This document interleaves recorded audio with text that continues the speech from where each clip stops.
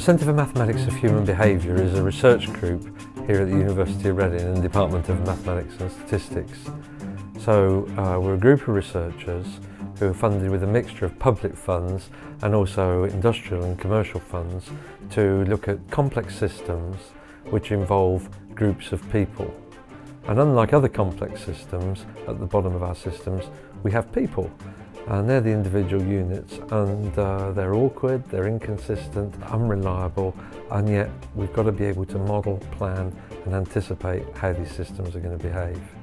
Graph theory is a very well-worn area of mathematics where there's lots of wonderful work being done, but it's really based on the idea that the connections are given to you. But if you think about what's happening now, we email each other, we tweet, or we interact socially, and those connections come and go over time. As soon as we saw these problems, we saw a whole array of issues that we would have to face. Inverse problems, constructing networks from the data.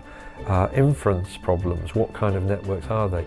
Forecasting problems, what's going to happen next? Classification problems, who's an influencer and who's a listener in a network. And all of this done against a background where we needed to write, if you like, an algebra to describe evolving networks and all of the numerical methods necessary to unpick them.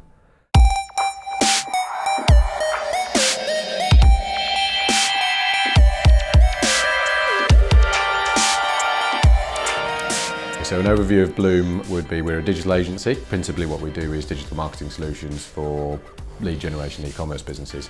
Bloom's approach is based around data and insight that we draw from that and ideas. Social media is a brand new medium, and at the moment it's not very well understood how to measure what's going on in that medium. The key difference with what we're doing is we're looking at it from the perspective of the properties of the network, using mathematical techniques for understanding what's going on within those networks. What's the most amount of data you can get hold of sensibly and do things with is always going to be one of the main challenges. That seems to be something that Bloom are very capable of dealing with.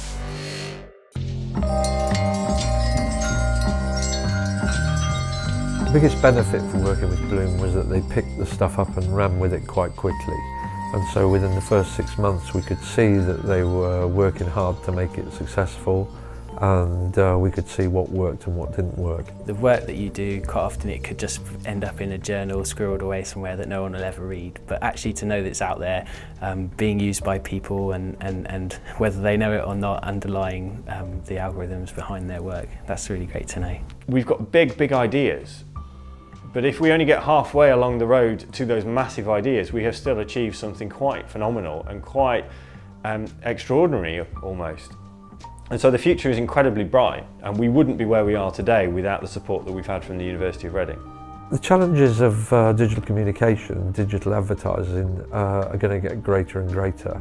And what we want to do is to understand those bits of it we need to understand, which will drive us into thinking about new types of model and new types of mathematics. I guess it's a pat on the back for mathematics. We not only have the laws of physics and chemistry and fluids and weather forecasting, but it seems as though mathematics can also add some value in the slightly more woolly field of human social interaction and decision making. And so it's a delight to see some of these ideas being pushed forward and used in a real hard commercial context. To have something you can own and be completely unique and at the absolute bleeding edge of your marketplace in such an exciting area of social media is, words can't really describe how exciting that is.